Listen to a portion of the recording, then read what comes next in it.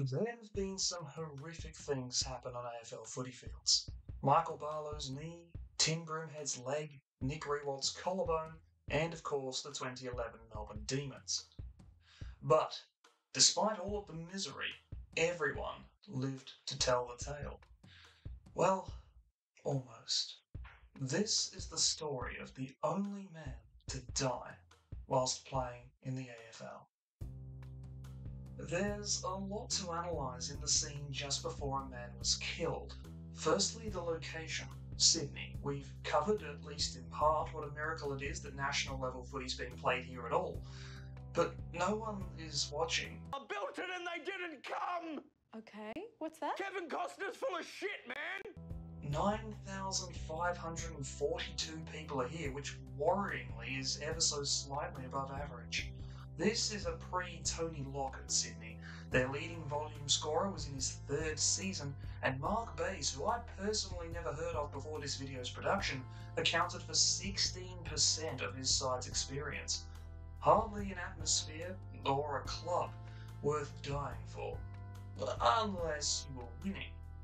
The early 90s Swans rarely won, though. They had 15 wins across the last 3 years and were already well on their way to their second of 3 consecutive wooden spoons, a feat no team repeated until West Coast in 2024, and yes, I am calling my shot here. The Swans had lost the prior match by 162 points to a team not even a year removed from this. But 15 teams had fallen to this, one of the worst teams to ever exist. This man could well be giving his life in service of a rare win. So, who were their opponents on this fateful day?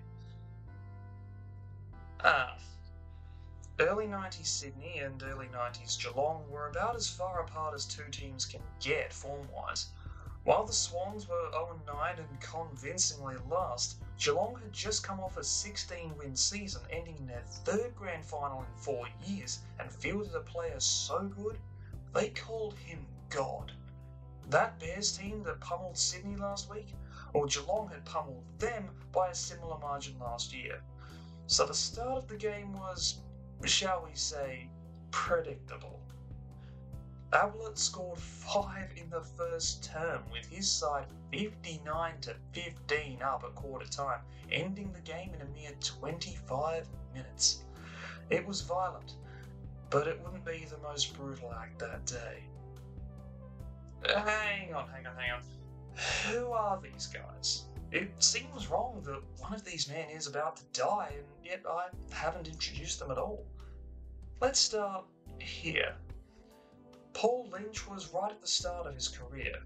This was game number 4 for the mid-sized half-forward flanker who was built different. Literally he was. The base of his back was the wrong way up, making it easier to snap him in two like a Kit Kat, though that didn't stop him going hard at the ball. He was looking to make amends after fluffing his lines and wasting a potential scoring chance mere seconds earlier. And let me assure you, after a callous joke like that Kit Kat line at his expense, Lynch was not the one who died that day. Death was wearing red and white. Dale Lewis was talented from a young age, but having moved often as a youngster, he never got prolonged attention from recruiters. On his 21st birthday, he got the call from the Brisbane Bears. They had committed to selecting him with pick number 1 in the 1991 pre-season draft. Almost as if to celebrate, Lewis kicked a bag of 7 in an interleague game and caught the eye of other sides looking to recruit for the 1990 mid-season draft. And so, fatefully, he was picked by Sydney with the second selection, the Bears passing on him to select Lawrence Shackey, who began a family tradition of flopping at Brisbane. Although he didn't even want to play for Sydney, Lewis hit the ground running, scoring a goal with his first kick. He was an instant phenomenon, the kid with the world at his feet, but also with a level head. Now, my fellow Adelaideans, I know what you're thinking. Haven't I heard him on the radio for the last half-decade? And yes, you have. Dale may not have died, but on that day in 1993, he become death. Little did he know that in his 52nd game, he would kill a man, and not just a man, his own teammate. Richard Osborne was a guy who really didn't deserve to be stuck here. This was a man who just scored 3.6 goals per game for a dying Fitzroy the year prior. Only 4 men had scored more for that club in a season. Only 2 had beaten his 11 goals 3 in a single game. He was 6th outright in Fitzroy's all-time goal kicking, within spitting distance of the legendary Jimmy Freak in 4th. And they delisted him. Osborne wanted a trade most likely to Essendon, but instead of getting value for the final man to ever kick so much as 300 goals for the Roys, they cast him out to the wilderness of the draft. Sydney had the first pick of the pre-season draft due to the aforementioned shitness, and for 1993, Richard ended up in the footballing equivalent of a Romanian prison. And what did Essendon do that year? Ah, for God's sake. What you're about to see is 2 men who didn't deserve to be here, 2 men who didn't even want to be here, playing for a team who were out of the finals race 9 rounds into the season in front of 30,000 more empty seats than people.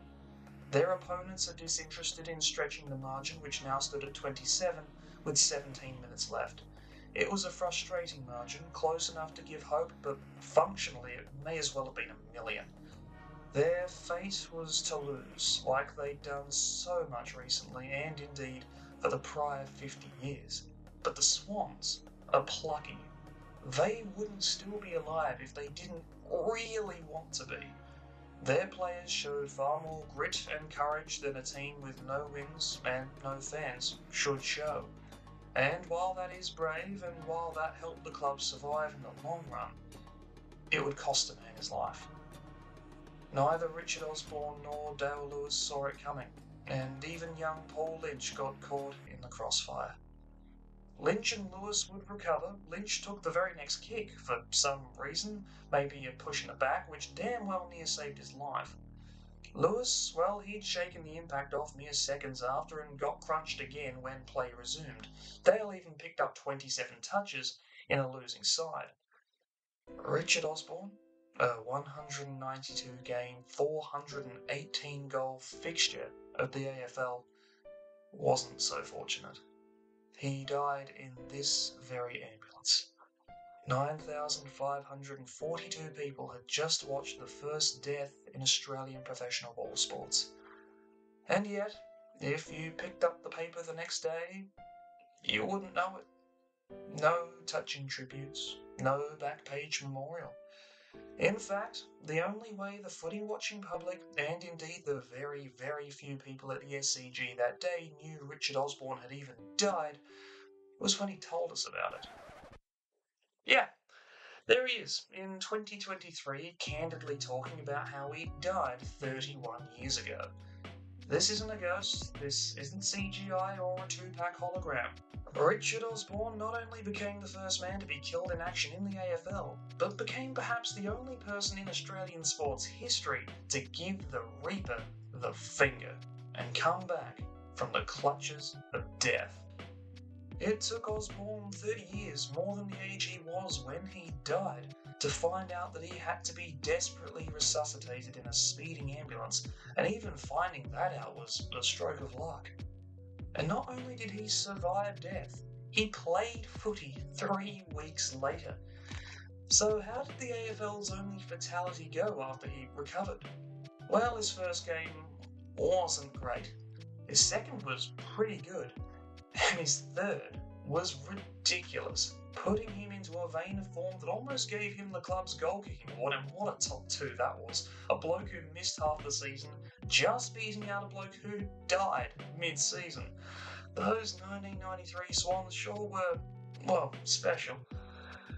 From there, Osborne's career tailed off, as most people's careers do, when they die. He managed to flee Sydney, heading to Footscray in 1994, but missing the first month. No, he didn't pass away again. Instead, he went to America for a trial with the NFL. His American holiday failed to produce a career, though, and he came back to play for a mediocre Footscray and an uncharacteristically awful Collingwood. He may have recovered from his death, but his career didn't. Meanwhile, the club that had sacked him after such loyal service, well, they died too. They were also revived and also became a shell of what they once were. Players have died playing this game before. The VFA recorded its first casualty 121 years prior. A Carlton player died in his 20s of a heart issue in the 1920s. But this was the first time the kiddies at home got to watch a death in the gladiatorial blood sport they loved. So, what do we take from all of this? Well, the one thing I learned, don't move to Sydney. Bit late for that. Oh well, guess I've wasted your time. See you next time. Good night.